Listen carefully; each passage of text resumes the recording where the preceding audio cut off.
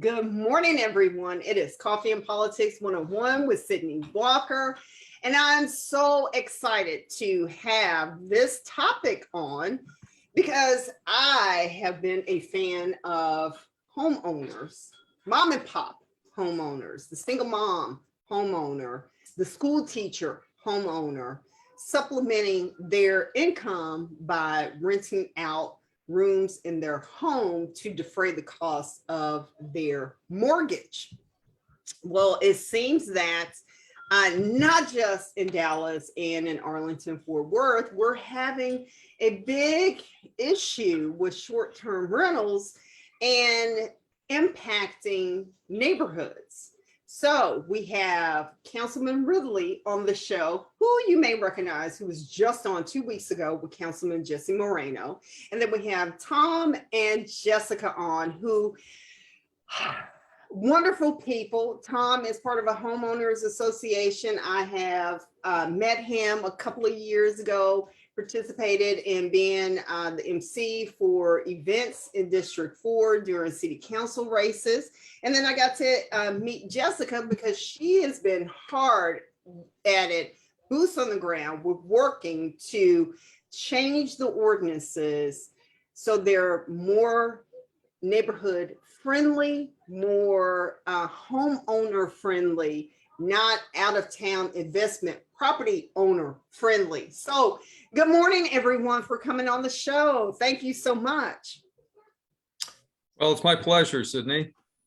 Yes, I'm happy to have you on to talk from a city council perspective on what the city of Dallas is doing. But Tom and Jessica, again, thank you guys for coming on. Please talk about who you are, and then we'll just jump right into the topic. Jessica, you go. Sure, I'll go. So I'm Jessica Black. I actually live out in Arlington, and I am what I call an involuntary activist because this is not an issue I ever imagined myself getting sucked into. But when it moves in next door, you kind of do.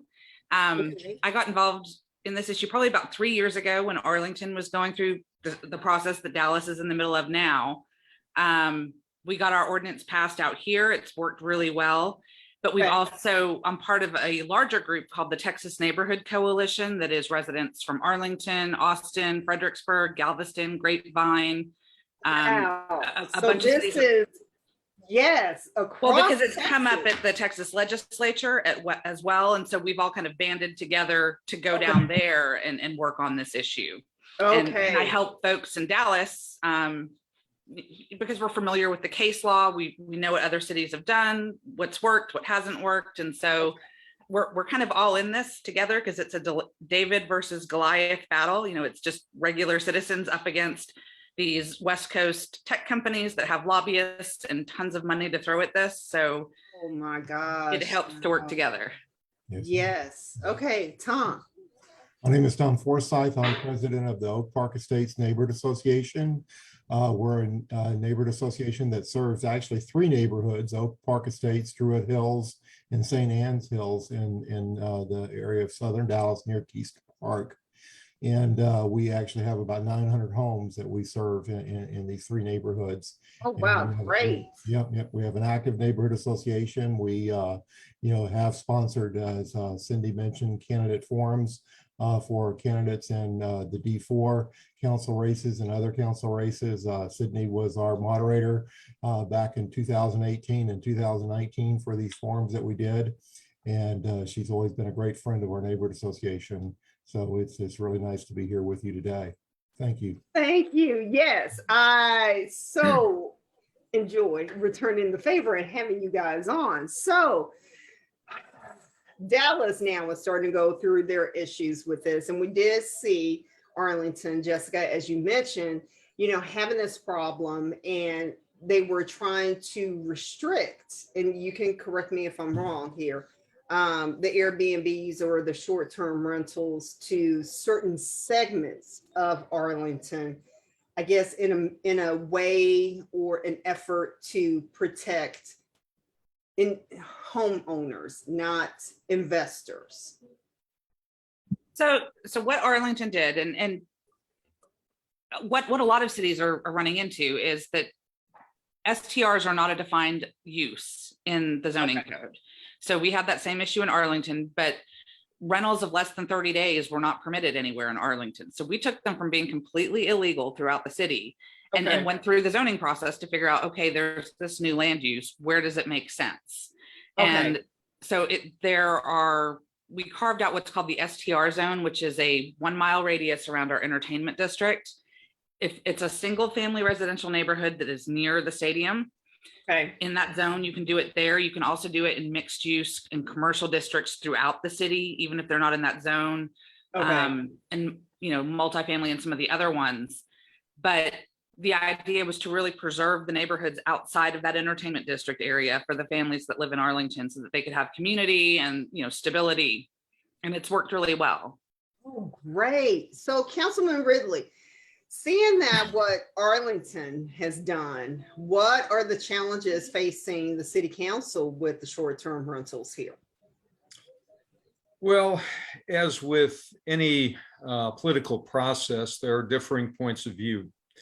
And those encompass people who want to be able to rent either their entire home or a room or two in the home while they occupy it, to be able to raise cash as either an investment or to monetize their investment in their homes to help pay the mortgage rates and property taxes. And so that's the frequent argument that we hear on the other side of this issue, is that they should have the right to stay in their homes and create income from their home in order to supplement their other sources of income.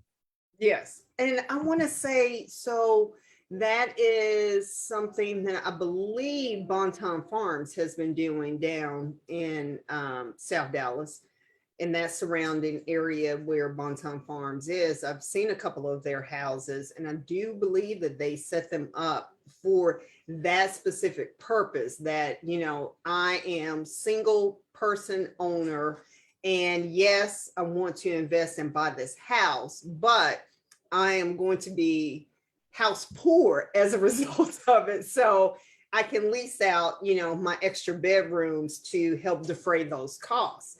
And to me, that sounds like, a great idea, but how do you protect the neighborhoods when people want to do this? And it does leave the opening for investors to come in and just buy a house, not occupy it, and just put whomever they want to in it.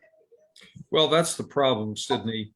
Yes. And in fact, over 80% of the STRs are not owned by owner occupants. They're owned by institutional investors or corporations that buy up blocks of homes in the city and do this as a means of raising cash as part of their business model.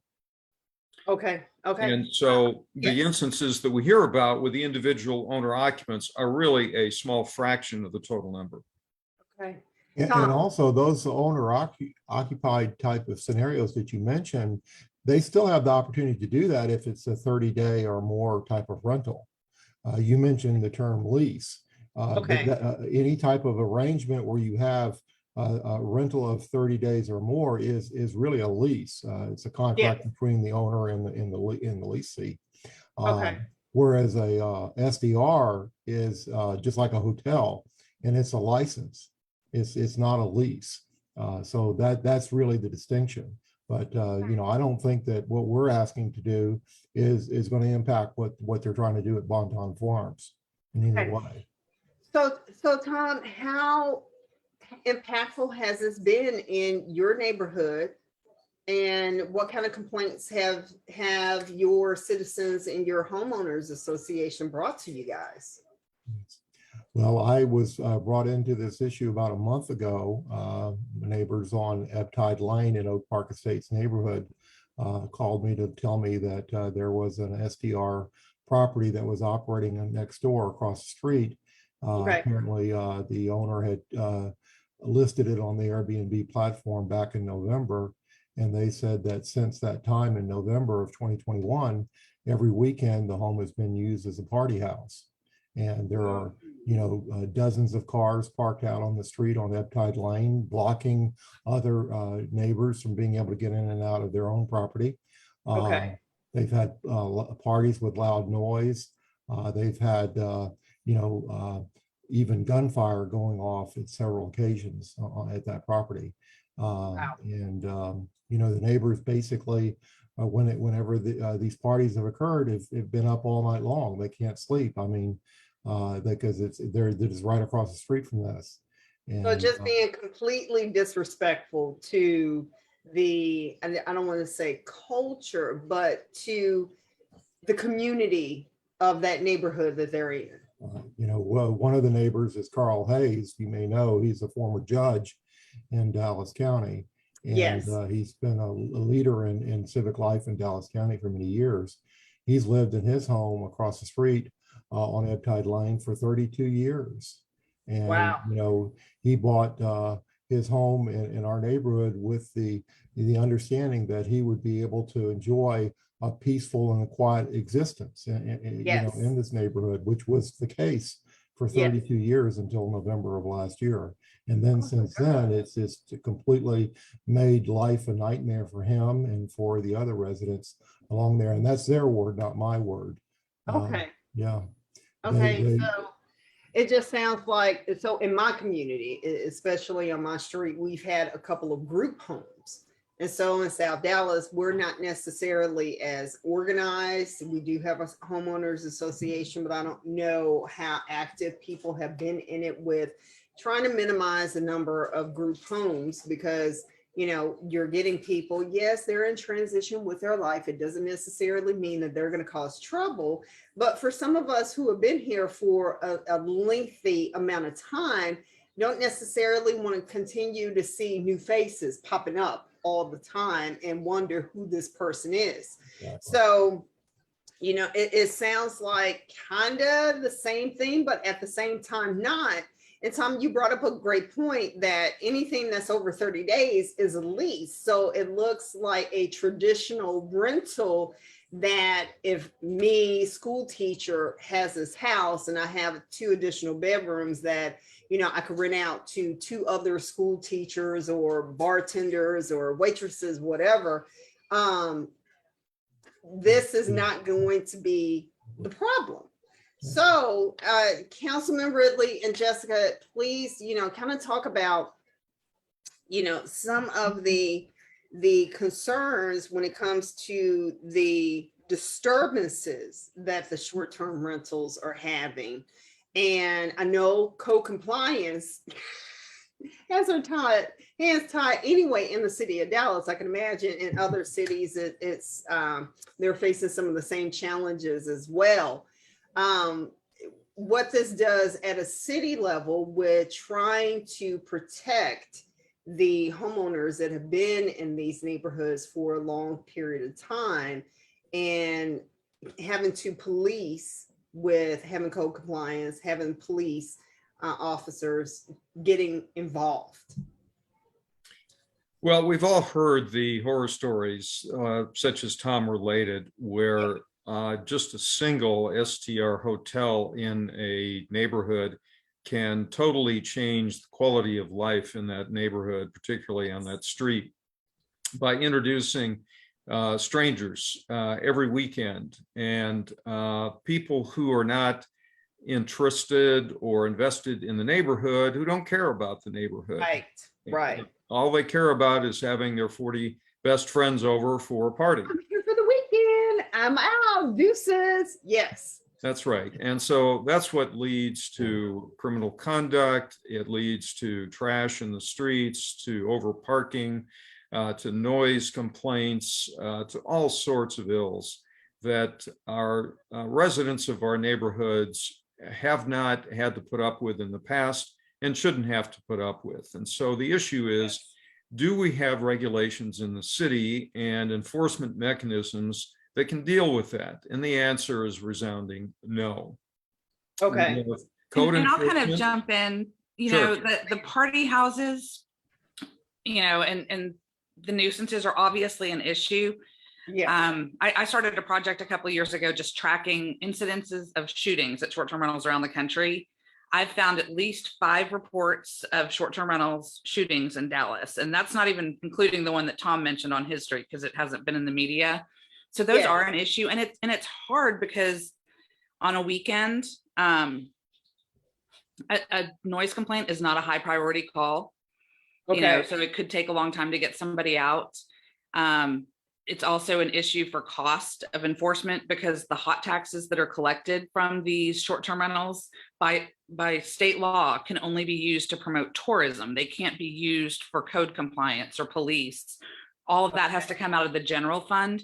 But I will say that the party houses are the bright, shiny object that gets all the attention. Yes. I really got involved in this issue because of some deeper issues that come with the loss of community, the loss of safety, the loss of stability. Yes. When I found out that I had short-term rentals in my neighborhood, one of the first things I did was I went to Airbnb's website and said, surely they background check these people and do some vetting. The fine print on the website says they can't guarantee users or who they claim to be. They can't guarantee that they've verified an ID, that they've run a background check. They can't guarantee people don't have a criminal record or they're not on a sex offender registry. So then I went and looked at the state sex offender registry laws. Somebody doesn't have to register at a secondary location unless they visit the same city 3 times in a month, and each of those visits is 48 hours or longer per visit. So that means somebody could go stay at an STR for a week or 2 weeks. They might be a registered sex offender. Airbnb can't tell you they're not, and they don't have to tell law enforcement or neighbors that they're there. You know, my husband and I bought our house because we wanted a safe, stable neighborhood to raise our daughters. How do you have a crime watch group when you have what is essentially a business in your neighborhood and the entire business model is built on bringing a revolving door of strangers into your neighborhood? You know, is that car driving slow because they're lost and looking for their Airbnb, or are they casing the neighborhood? Rewind. I'm sorry, because you've seen my face when you were talking about the sex offender. You're like, Councilman Ridley, he's just like, he's just sitting there looking like, oh my gosh. And I live in a neighborhood where you can put the zip code in and find all the people that are registered sex offenders and kind of gasp at how many are around you. Those, and I'm sorry, the rules around that just, it called that gray area that can be manipulated. And like you said, are they casing the area, or they really, you know, coming for, and I'll use, you know, New Orleans type language, conventions, you know, some big event that's in the city, and, you know, regular hotels are at max occupancy, or, you know, I just want to stay in a cozy little home because, you know, it just feels more inviting and relaxing as I'm being a traveler here. But this leaves a huge opportunity for mischief and mayhem. And I'm not talking about the guy on the, is it State Farm commercials? Because, you know, he's... Well, and the issues with the crime. So there was a study that was done by Northeastern University, and they looked at neighborhoods in Boston. And they looked at so as the percentage of Airbnbs in a neighborhood increased, they looked at the impact on crime in that neighborhood in the subsequent year, and found that as the number of Airbnbs increased, it was predictive of an increase in the crime rate. And it wasn't necessarily the Airbnb guests that were coming and committing the crimes. It was the kind of the breakdown in the fabric of the neighborhood, because you didn't have actual people that lived in the community that knew each other, that looked out for each other anymore. And as the neighborhood became less connected and more transient, that invites opportunities for crime. So I do want to bring up something for Councilman Ridley, because this is your city council district, the Worth Streets area, and those big, I don't want to say historic homes, but they are very much like the homes that are on South Boulevard, Park Row, smaller scale from Swiss Avenue. And I know a gentleman that was very close to me, former pediatrician, Dr. Stephen Watson, he's passed away. We used to go around and kind of look at the houses over there. And if we found one that was for sale, try to go in and tour it, because that was just our thing. And one of the concerns that I had was a lot of broken glass on the streets from people's cars being broken into. So it sounds like with having the Airbnbs, as Jessica said, it's not necessarily the people that are living in the community or even the visitors that are using the rentals. It brings in that element that is coming in to seize an opportunity on somebody who may have the perception that they have some type of wealth or things that they would want. And criminals are just looking at this as an opportunity to steal. That's right, Sydney. That's a serious concern as the social fabric of a neighborhood deteriorates, where strangers come in, there's a lot of transient traffic, then the ability to control crime suffers. And strangers who are not going to the Airbnbs, but are intent on mischief, will be attracted to those areas because they feel that they can operate with impunity. If I can make a point, I mentioned earlier that Yes, Carl please. Hayes, who lives next door on Ebbtide Lane, he's a judge. He obviously he's a lawyer in town. He knows people. And what he told me is that, Tom, I have seen the people who are coming into these parties. There are people you do not want to have in your neighborhood. Okay, yeah, And I can imagine that. And Willie Gonzalez, who lives next door, who's also, had to deal with these problems. He moved here from the Bronx, New York, to Dallas just a year ago. He never had these problems in where he lived in New York, and he never expected to have these problems here in Dallas. Yeah. And he, believes that there's more than just partying going on over there, that there's drugs and they've even intimated prostitution possibly. So, I mean, these are things you can't prove, and the unfortunate thing about these homes is that because the owner doesn't live there, They doesn't provide vet zero the oversight. guest, doesn't monitor their activity, all the enforcement is left up to the neighbors. Gosh, and nobody buys a home in their neighborhood to police the surrounding properties to protect their investment. So I definitely want to kind of get into the costs associated. So if you're just tuning in, we are talking about short-term rentals and their impact on neighborhoods. And we're talking about, the cozy neighborhoods, the people that have been living there for 10, 15 plus years, strong community and roots that are seeing a change because, it's been a hot real estate market, especially here in Dallas. And a lot of investors have capitalized on that, but they're not invested in the neighborhood. So I have Tom, Jessica, and Councilman Paul Ridley on the show to discuss this.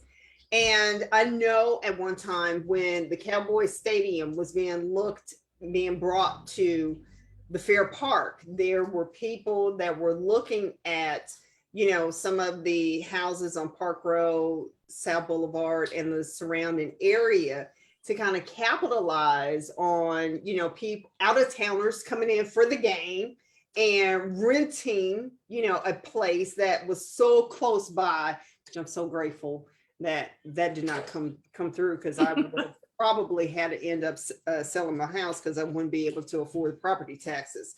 So I want to get into that cost associated with the short-term rentals, because it's not just, Jessica, as you said, the taxes that are collected that go towards promoting tourism in the city. And we have Visit Dallas on, so that's where that money is going to help with those efforts. So the crime and co-compliance issues come out of the general fund that we already know that the city of Dallas is strapped with things that happened during the pandemic, but there are other costs associated with the short-term rentals that impact the homeowner. So Jessica and Tom definitely talk about that. Well, we know that the city, pays a company called MuniRevs, which is a service that is set up to register the STRs and Okay. to collect the hotel taxes from the STRs. And I'm not sure exactly how long the contract is, but the city pays $500,000 for that contract. Okay. And the city raises about $1 million from the SDRs that are registered with the city. And we should note that we estimate that there are about 5,000 SDRs in Dallas. And these are using statistics from industry analysts like AirBnB, Inside Airbnb, Inside Airbnb, host thank you. compliance, and Right, AirDNA. There you go. Okay. And so only about 20% of the estimated SDRs in Dallas are actually registered and voluntarily paying the hotel tax. For instance, this property on Ebtide that I mentioned, we had a FOIA request with the city, and we obtained a list of all the SDRs that are registered with the city right now. There are 1,055 that are registered, and this property on Ebtide Lane was not on that list. So not only are they causing all these problems in the neighborhood, they're not even paying their hotel taxes to the city, the people who own that. Wow. And, yeah. Councilman, really, I do want you to jump in on that one, because that's a huge hole for the city. And as we know, the city needs every dollar it can obtain, and grants you, it's property that's owned, so they are paying property taxes. But there's some missing opportunity there with higher costs for these properties inside of the city of Dallas. Jessica, please add more to these short-term rent. I don't want this show to be, all bad about the short-term rentals, and I do want people to be engaged in knowing what's going on in their neighborhood, knowing what's going on with their city council, whether you live in Dallas or not.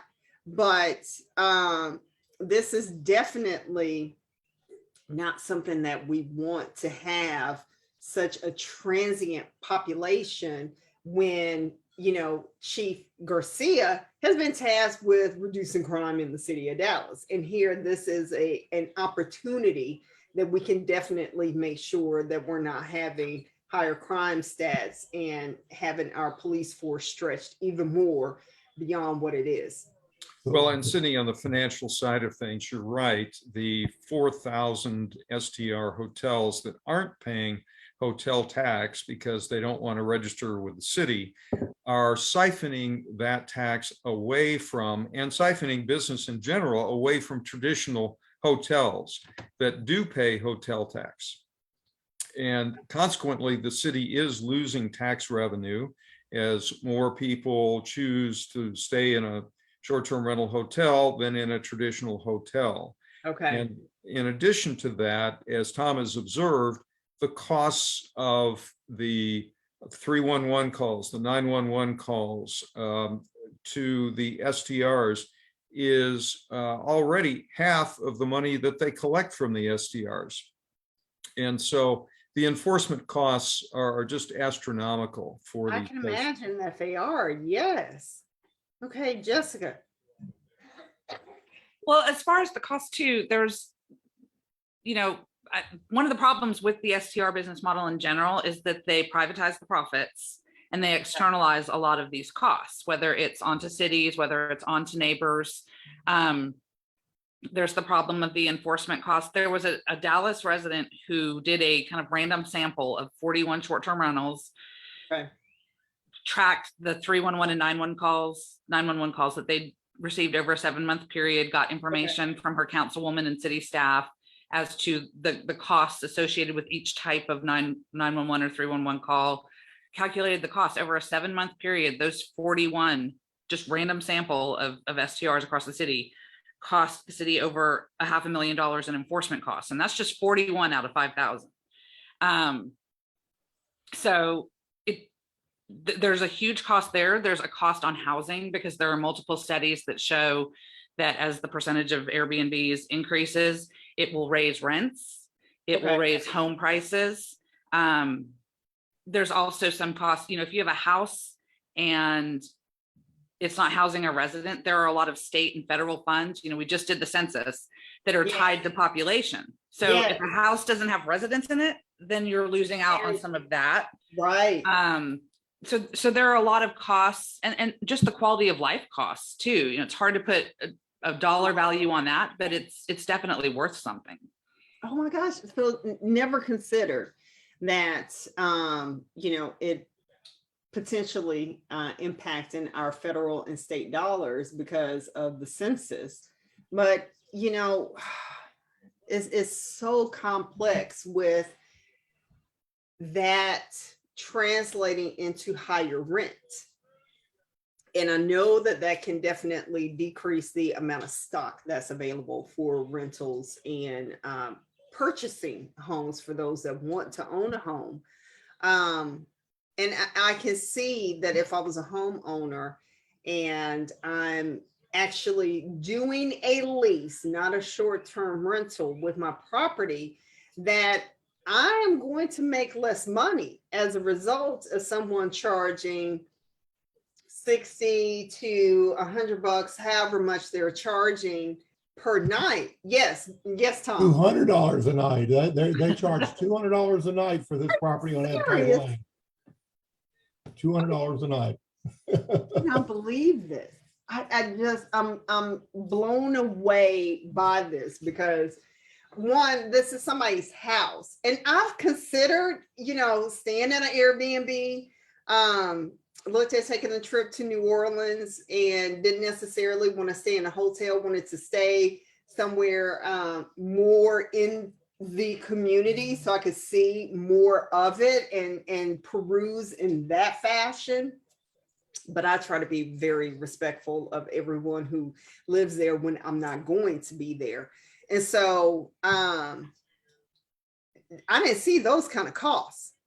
And I couldn't imagine having my home open and having people kind of coming in and out and me having to maintain that. I'm thinking that the cost would be really expensive to operate in that fashion with a 3-bedroom house with a couple of bathrooms and people just kind of treating it any way they want to, because I'm not a top of the line brand name hotel or even mid-price brand name hotel that has an infrastructure in place there to, kind of absorb some of the damage that occurs. I would think that it would be, cost prohibitive as a homeowner to do that. Yes, Jessica. Well, I was gonna say, typically, if you're taking a home rather than renting it out on a long-term lease, you're operating as a short-term rental, you can make 2 to 3 times as much as you would just renting it to an actual resident. And to the point that Paul made earlier, this isn't necessarily people renting out their own homes. The majority of them are people renting out investment homes, whether it's individual investors or corporations. There's actually a company called Realpha that's an investment fund, and they are based in Dublin, Ohio. And they have named Dallas as one of their top markets or top target markets. They have plans to buy between 100 and 500 homes in this market to turn into short-term rentals. So those are 500 homes that you could potentially lose from the long-term housing stock. And that's just one company. And we already have a shortage here in Dallas with housing. And so this is just going to compound the issue. And developers can't keep up with building houses and renovating houses as it stands now, just for regular people to have somewhere to lay their head. And that's one of the downsides I see of capitalism, because it completely takes out the human element in this. And the number, I'm sorry. Go ahead, please. One of the data sources that we've looked at, host compliance, shows that the the number of short-term rentals in Dallas has increased by like 552% in the last 5 years. So homes are being lost to short-term rentals almost faster than they can be built. So in terms of the city closing the gap on the number of housing units Yes. it needs to build, I mean, Yes. it's treading water, if not drowning. Right, Councilman. Sydney, you have identified one of the most serious implications of the runaway STR market, and that is its effect on the permanent housing market. I clipped an article from the Dallas Morning News from today that said that 4,154 homes were on the market in the entire DFW Metroplex at the end of February. That number is down 33% from a year ago. In addition, there are consequences from that shortage, which is contributed to when we take houses off the permanent market to make them into hotels. And that is that the median list price in DFW has increased 14% just since last year. Now, there are many factors that contribute to that. Yes. One of them is that there is a huge demand for housing from newcomers to the Dallas area. Right. They're obviously pushing up prices. Yes. So does it make sense as a policy issue for us to allow houses to be taken off the permanent market to be used as hotels to the tune of 5,000? That's as many as that's more than are on the market today in the whole DFW Metroplex area. It's also having an effect on rental rates. There was another article in the paper today that talked about the fact that rental rates are up 18% in Dallas from a year earlier. That's one of the highest rates of increases in Texas. And it's because of the tight market and the thousands of people who are moving into Dallas looking for a place to live. You're and right. we're taking those, because of that demand for housing, it makes the whole housing market more expensive for everyone. So does Yes, it make sense to take does. these units off the market to make them into hotels?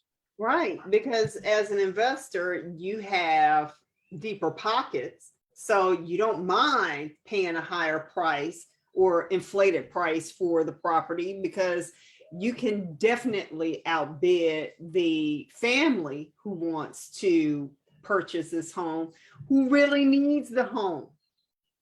That's right. For their family, for their kids, for their loved ones.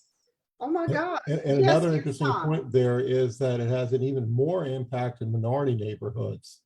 There have been studies that have shown that these short-term rentals have actually resulted in reduced home ownership in minority neighborhoods. This was a study done by DePaul University.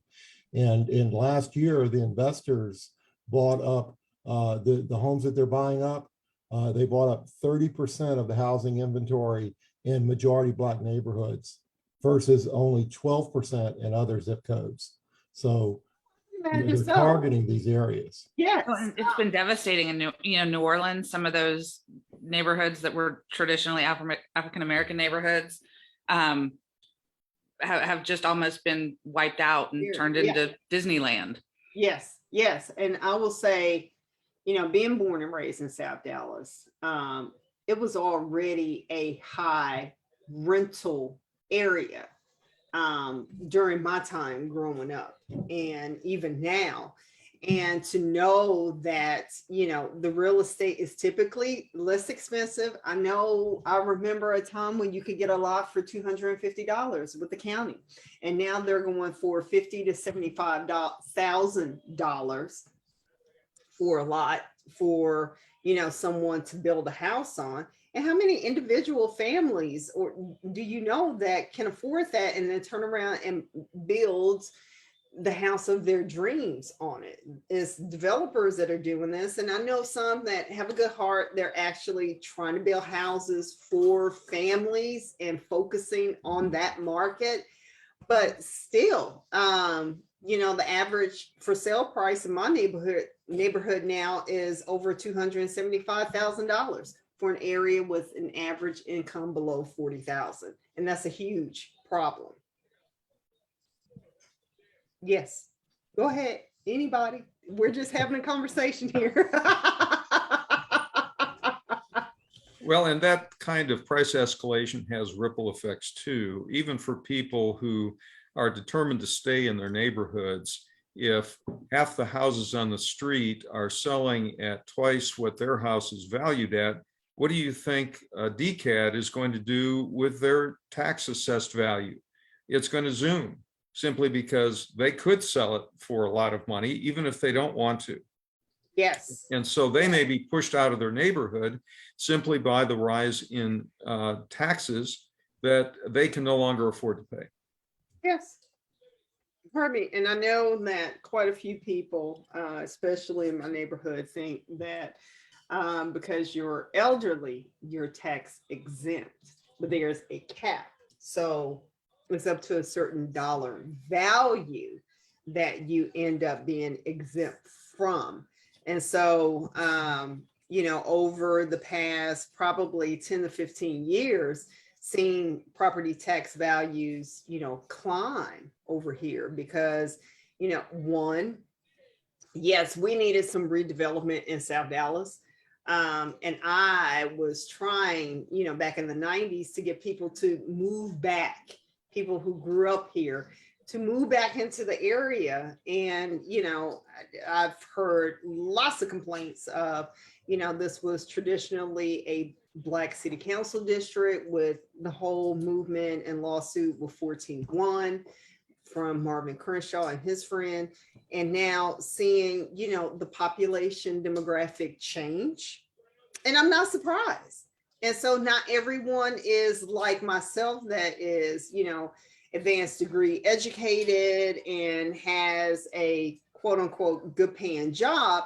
And I could still get outpaced to afford my house and get displaced from my own neighborhood. So I can only imagine with seeing more short-term rentals here in my area, because we're so close to downtown, impacting the crime rate in my neighborhood even more. Jessica, you've mentioned the crime rates and whatnot. So how does that impact areas that are already historically been labeled as high crime? Well, I think just in general, the more transient a community is, it's the neighbors that look out for each other, that Yes. communicate with the police, that can really drive that down. As you lose the residents to what are essentially hotels, that becomes more difficult. I work with people all around the country on this issue and have some relationships. And one of the stories that struck me was there was a guy in Nashville who was pulling out of his driveway, saw some people fiddling with the lock on the short-term rental across the street. He thought they were just guests that were having a hard time getting in the door. So he waves at them, they wave back. He thinks nothing of it, goes on his way. When he comes home, the cops are there because it was people trying to break in. But what happens when you have all these short-term rentals is the neighbors become completely numb and desensitized to seeing strangers in their neighborhoods. They don't know the difference between somebody who's supposed to be there and somebody who's not supposed to be there. There was another study that looked at, so Denver, San Francisco, and New York all have policies that really restrict the number of short-term rentals and prevent commercial operators from having multiple listings. And so the study looked at the impact that those policies had on those cities' crime rates. Okay. And they found that on average, there was a 5% reduction of the overall crime rate in those three cities by putting those short-term rental policies in place that really prevented the commercial operators from taking over neighborhoods. Oh, great. So, we've talked a lot about the issues around this. And if, we have a great panel here today with this topic. So, what are some of the solutions that we can make sure that we're helping, councilmen like Paul Ridley here and others in other cities with protecting the homeowner who may want to lease out part of their property, but restrict these short-term rentals that cause such a high turnover with people coming into the neighborhood and kind of destroying the fabric of those neighborhoods? Well, Sydney, first and foremost, we need to have a policy discussion about where we want to allow short-term rental hotels to be Okay. located, and whether we want to allow them in our single-family neighborhoods or not. That's a zoning issue, a land use issue. And that is something that I am pushing for us to have at the city council. Hey, Once we have that zoning discussion, which will originate at the Plan Commission, because they have to make a recommendation to the city council before the city council can make a zoning decision. okay. And that will center around the definition of STRs, which are currently not defined in our development code, and a determination of where, what kind of districts they should be allowed in. Should they be treated the same as other lodging uses that also are required to pay hot tax like hotels and motels? Or Right. should they be treated as residences, in a sense, commercial residences, which is really contrary to the whole notion of a Right. residential neighborhood. Right.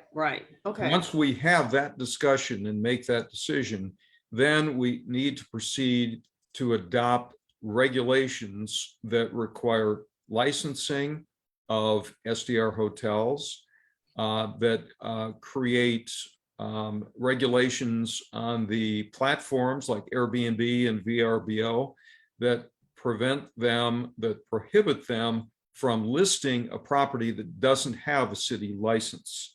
And Okay. that's the way that we can enforce rules of conduct on STRs, is by requiring them to be licensed, requiring the platforms to obtain a valid license number before they can list them on their platforms.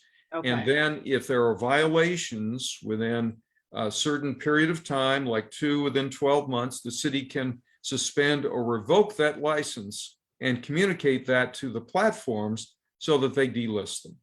Okay, and if you're hearing some scratching on the door, your team dog for mayor, Councilman Ridley, is her ears must be burning with what you're saying, because she is scratching on the door here. So Jessica, talk about some other solutions that you've been fighting for and have been able to see other cities get adopted. That's something that I followed pretty closely, is looking at what other cities have done and what's worked, what hasn't worked. My one concern with what's been proposed so far in Dallas is that I don't know of another city where it has worked. Okay. I can name multiple cities that kind of went down that path where they didn't put the zoning in place. They just put a registration system in place with some regulations. Yes. Cities like Austin, cities like New Orleans, Waco, and Nashville. And what those cities found was, one, investors look for cities that have those kind of STR industry friendly regulations. And so they actually see them as a safer investment than a city that has no regulations. Because if there's no regulations, there's always the risk that, that could change and you get shut down. But if there's these STR industry friendly regulations, that's like a green light to come in and invest and buy up these homes.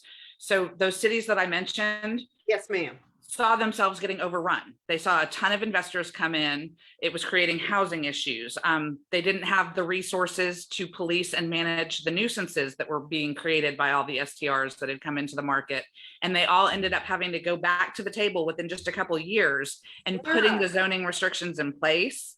The problem in Texas with that is that there's some case law that says if you've granted them a permit, and this is a case that came out of Austin, that you can't go back later and take it away. So the best plan, and this is what we did in Arlington, and it has been upheld all the way up to the Texas Supreme Court, is to do the zoning and the regulations at the same time.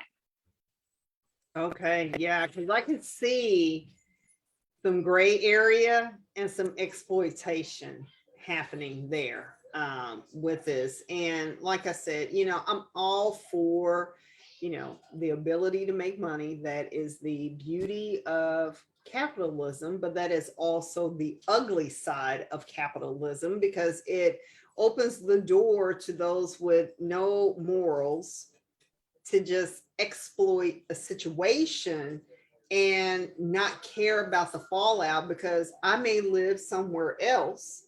So I don't have to see it. I don't have to deal with it. And, poor homeowner, that's on you. If you don't like it, move. And not everybody has that capability of just packing up and leaving just because this is moving into their neighborhood. So, Tom, with being involved in a homeowners association, what do you see that neighborhoods can do to kind of band themselves together to not just keep a watchful eye, but also get involved in what's going on at their respective city councils to protect not only their investment, but also the neighborhood charm?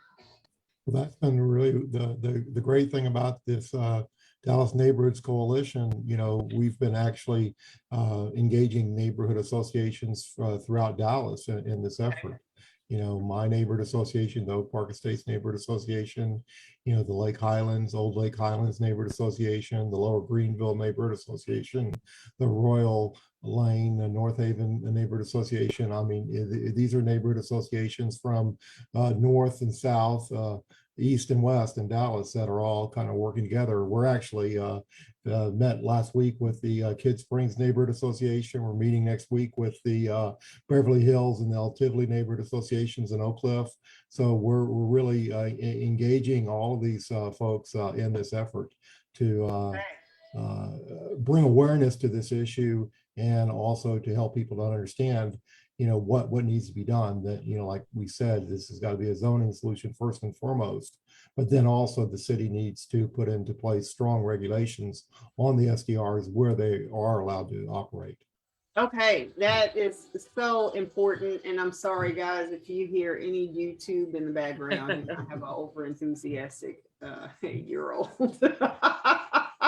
He doesn't care about short-term rentals and any of those things. He just wants to do what he does as an 8-year-old. And, I can appreciate that.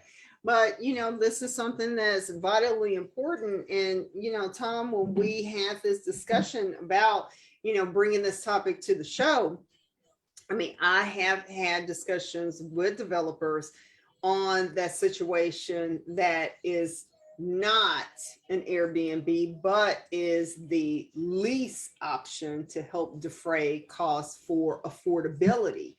And, this discussion came up for me because the house prices are going up. And in my neighborhood, it was originally at a price point for the school teacher, the firefighter, the police officer to be able to get a house and own and not be house poor. And now it's turning into a situation where, you may need to have, that investment stream coming in to help defray the cost for you. But it just, with the discussion of having hotels in South Dallas, and I know Southern Dallas, and I have always wondered, what is the need when we're so close to downtown and there are so many hotels in Dallas, in downtown Dallas. And I was opposed to the Omni getting funding from the city to open and operate next door to the convention center. This just, I don't want it to sound like it's a headache, but I want the awareness for people to really understand what is going on in their back door. And we just had an election with low turnout again. And we're going to have another municipal election coming up next year that traditionally less than 10% of the entire city of Dallas turns out to elect people like Councilman Ridley to their districts, and not being engaged, but complaining about the problem, but not being engaged enough to make sure that they're getting the representation that really is going to focus on the residents and the citizens, taxpayers of Dallas, and not just, a certain segment because they can write a campaign check to get somebody elected. And Tom, we have seen this, being in Dallas, and Jessica, I'm sure that you have seen this in Arlington. And Councilman Ridley, not to leave you out because you beat a newcomer to the horseshoe. It's just a time for, citizens to be involved and to change the way business is being done in their local government. And this is a huge topic that people need to understand and be aware of and how it impacts them. Because you, the renter, are impacted by this by paying higher prices. Me as a property owner paying higher taxes.